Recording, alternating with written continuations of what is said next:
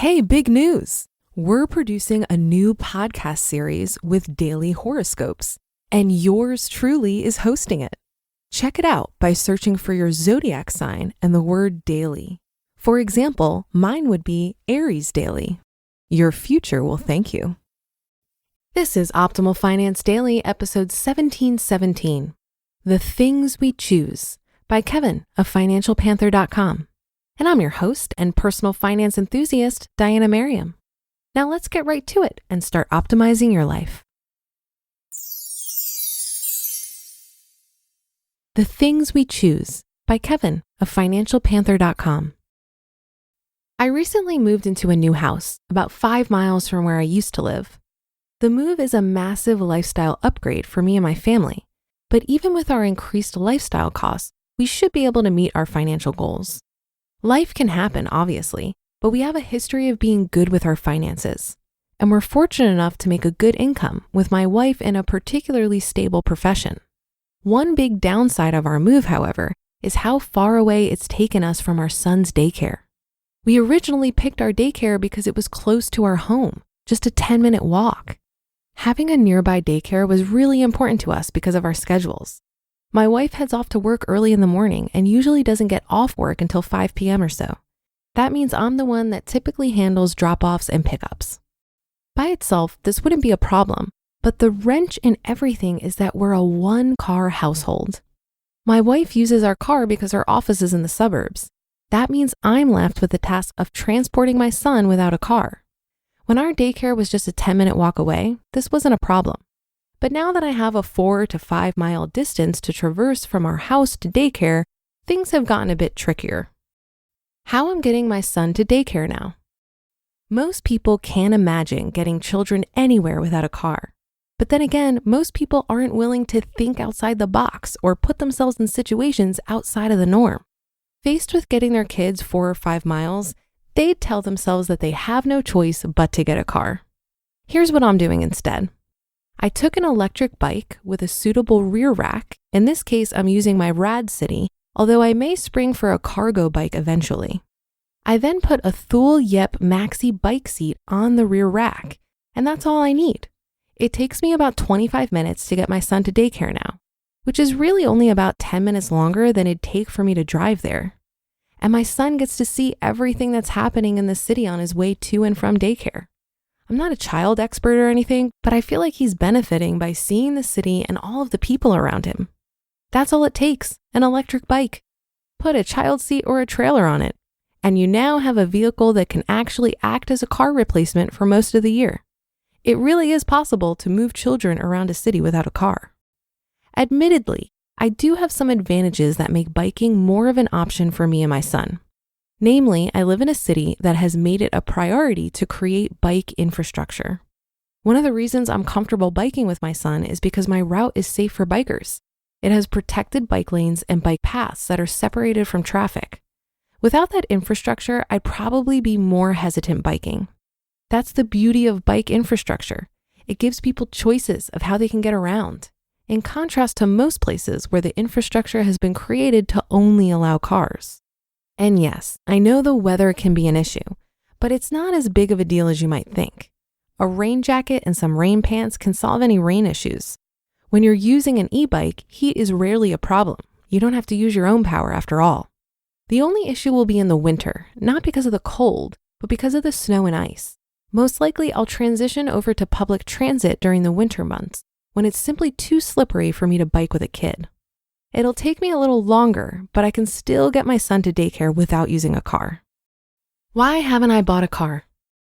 Figuring out how to get my kid to daycare from my new house did have a simple solution. I could have just bought a car. But I've never bought a car before. I grew up in a city, so driving really wasn't something I did very often. And to be frank, the car buying process intimidates me.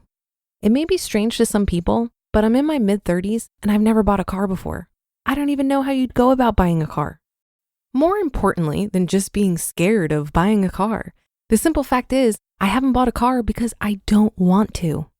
I've always preferred getting around using other forms of transportation first. I think it's better for the environment. I think it's better for me. And since this is a blog about money, it saves me money too. I think I also enjoy the challenge of getting to places without a car. The lesson here: choose the things you want.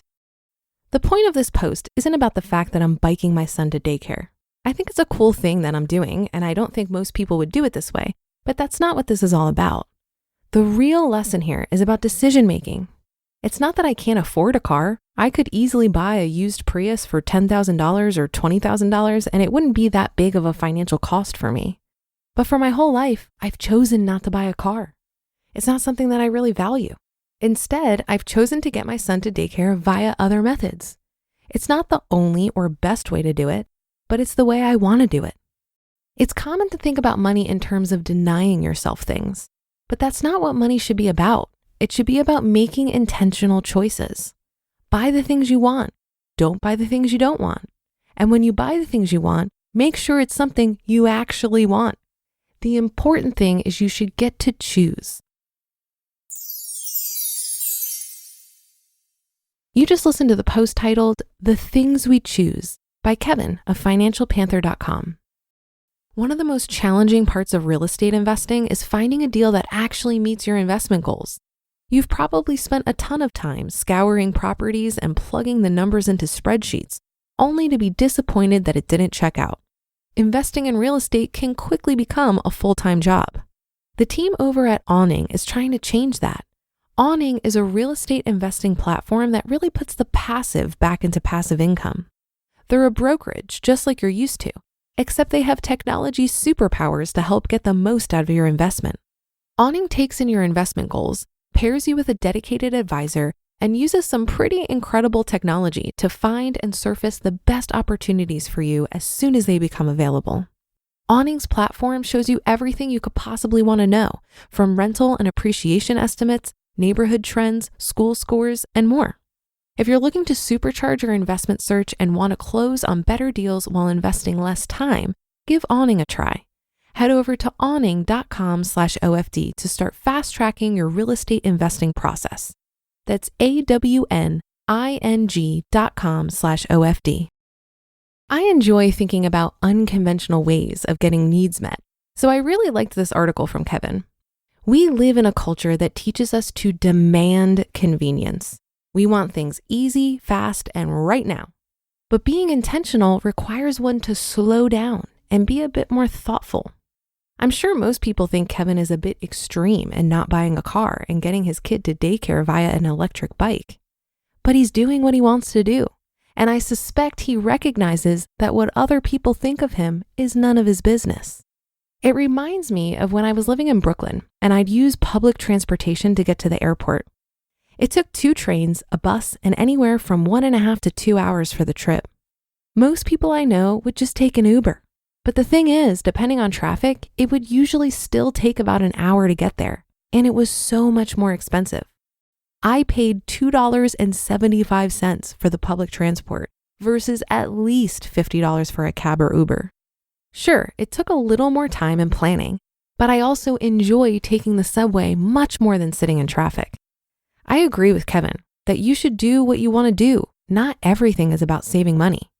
He mostly didn't buy a car because he just didn't want to. However, you're at an incredible advantage when what you want is also a cost-effective option. I'll leave it there for today. That's a wrap for another Sunday show. Have a great rest of your day, and I'll be back tomorrow where your optimal life awaits.